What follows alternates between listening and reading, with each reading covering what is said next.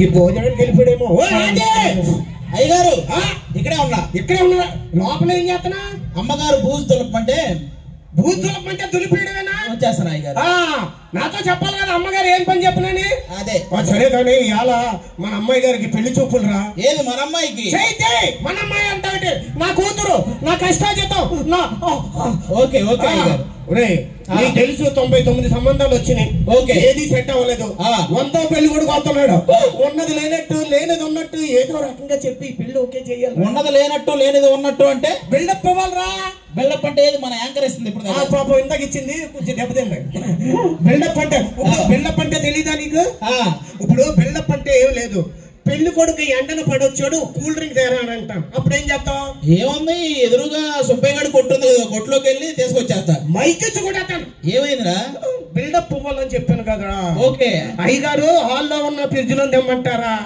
ఏంటి బెడ్రూమ్ లో ఉన్న డబుల్ డోర్ ఫ్రిడ్జ్ లో తెమ్మంటారా? బాల్కనీలో ఉన్న ట్రిపుల్ డోర్ ఫ్రిడ్జ్ లో తెమ్మంటారా అనాలి. అయ్యగారు మీకు కొండ గతి లేదు, ఇన్ని ఫ్రిడ్జ్లు ఎక్కడి నుంచి వచ్చినాయి? అదే బిల్డప్. ఓకే. ఒకవేళ పెళ్లి కొడుకు కూల్ డ్రింక్ వద్దు కొబ్బరి బండం అన్నాడు, అప్పుడేం చేస్తావు? ఏముంది, ఎదురుగా కొబ్బరి చెట్టు కనపడుతుందా? వెళ్తాను, పైకి ఎక్కుతాను, పీక్కుంటాను, వచ్చేస్తాను. కుర్చీ ఇచ్చుకుంటేసాను అనుకో. ఇప్పుడేమైంది అయ్యగారు? బిల్డప్ ఇవ్వాలని చెప్పాను కదా. కూడా బిల్డప్ అంటే ఏమి లేదు. అయ్యగారు మన ఇంటి ముందు ఉన్న 20 ఎకరాల్లో తెమ్మంటారా? ఇంటి వెనకాల ఉన్న 40 ఎకరాల్లో తెమ్మంటారా?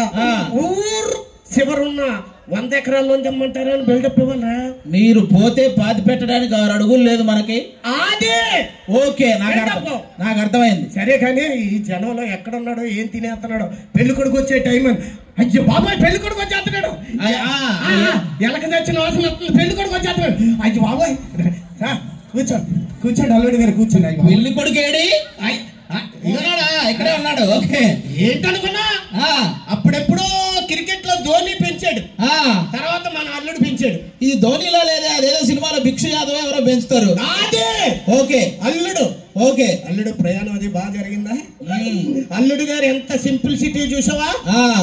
షూ కూడా వేసుకోకుండా చెప్పులతో వచ్చాడు. ఇవి నేను ఏ గుడి దగ్గర చూశానండి మొన్న.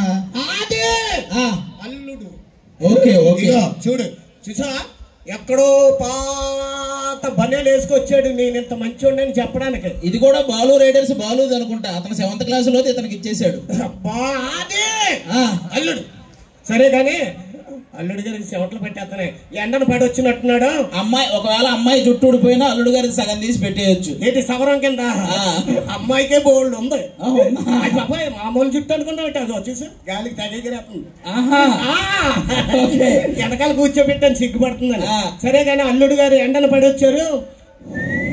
Cool drink. అయ్యగారు ఇప్పుడు కూల్ డ్రింక్ అంటే మన కింద ఫ్లోర్ లో ఉన్న ఫ్రిడ్జ్ లో తీసుకురమ్మంటారా? అదే. పై ఫ్లోర్ లో ఉన్న ఫ్రిడ్జ్ లో తీసుకురమ్మంటారా? అదే. మొన్నే బాత్రూమ్ లో ఒక ఫ్రిడ్జ్ పెట్టాం కదా, అందులో నుంచి.